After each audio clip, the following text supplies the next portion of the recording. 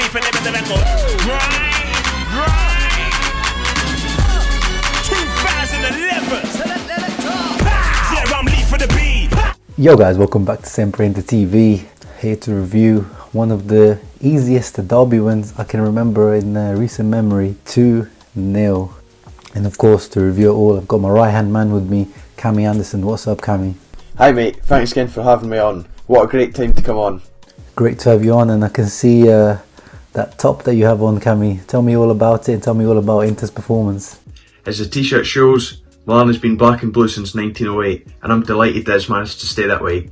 Granted, it wasn't a classic performance, and it probably won't be a derby that we remember for years to come, but I think it's really important that we managed to recover, obviously, after that disappointing draw with Slavia Prague in midweek. I think it's equally as important that Antonio Conte managed to get his first kind of derby win as Inter manager, and obviously the result puts us back top of the table, so certainly can't complain kind of from there. In terms of my thoughts on the match, the first half, I felt it was kind of we dominated for a spell, Milan had dominated for a spell. I couldn't have asked for a much better start to the second half. Also, Brozovic scored really early doors, and I think that kind of set the tone for the rest of the match, which we went on to dominate. It was great to see Romelu Lukaku pop up with a goal. I think that's going to be a real confidence boost to him. In recent weeks, he's not been at his best. In terms of players who impressed me tonight, I was really impressed by the midfield as a whole. I thought Stefano Sensi was once again wonderful. Nicolo Barella played really well, and Marcelo Brozovic looked like the old Brozo again. So yeah, that was really good. Yeah, absolutely spot on as always, Cammy. Impressive performance from Inter, impressive performance by the midfield. The Lukaku and Lautaro partnership up front is starting to improve. I must say that was a really poor AC Milan team out there. It's virtually the same team as Gattuso had last year, but under Gianpaolo they've regressed massively. And funnily enough, who did the two goals come from? The two guys that were in the newspaper headlines in the past week. As we said in our preview, the media was trying to stir things up before the match, saying, you know, Lukaku and Brozovic, massive bust up, massive fight, the players have to be separated. So much exaggeration, as me and Bilal said, to destabilise the team, and it did not work. And the two players who scored, Lukaku and Brozovic. So big middle finger to the Italian media. Even Antonio Conte, after the match today, shared his thoughts on that situation when asked about it, and said something very similar to what I said before the match as well, which is he would be concerned if he didn't see some sort of reaction from the players when things didn't go well, like they didn't against Slavia Praha. So it's good that everything was resolved, and clearly out there on the pitch we can see it's fully resolved and the team is back in full flow. My man of the match was definitely Diego Godin. As I previewed before the match, I was expecting him to be the stand-up performer. You could say Nicolo Barella deserves man of the match, very strong case for it. Stefano Sensi could even deserve it. Brozovic could deserve it, as the Sunit gave him an 8 in the SempreInter player ratings, and even Lukaku for his clutch moment. You know, Handanovic, I barely heard his name being called out or being involved. Usually he has to make some miraculous saves, but today he had hardly anything to do.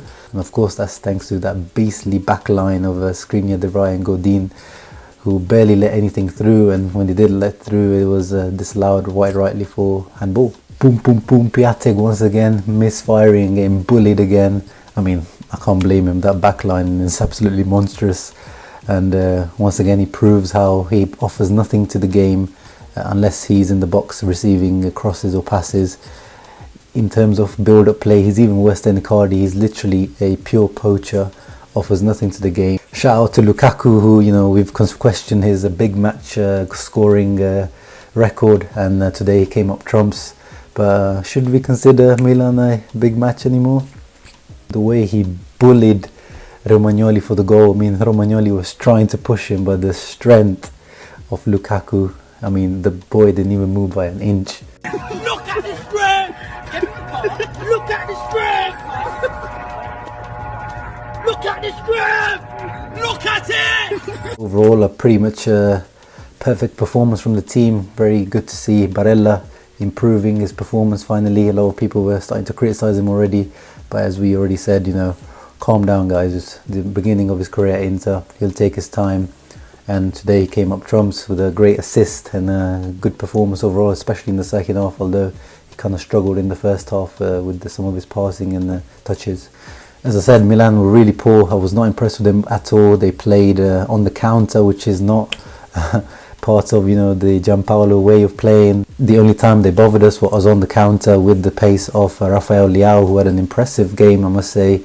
Played with a, you know, a carefree attitude and was willing to take on players, and he did beat a couple of players a few times. Created that chance for PIATEK, who should have buried his chance really, and in general caused a lot of problems to the Inter back line, but marshalled well by Godin a lot of times as well. Of course, the other person who I was concerned about was Suso, who also caused us problem on the counter, but everything in the Milan team revolves around Suso. If Suso involved, and then Milan are able to create something. If he's not, then they really struggle, and he divides opinion of Milan fans, but I don't understand why, because without him I don't know where they would be. Great reaction from the team after a disappointing draw and performance against Slavia Praha, and hopefully we can take this on into the next game against Lazio, which will be a very important match.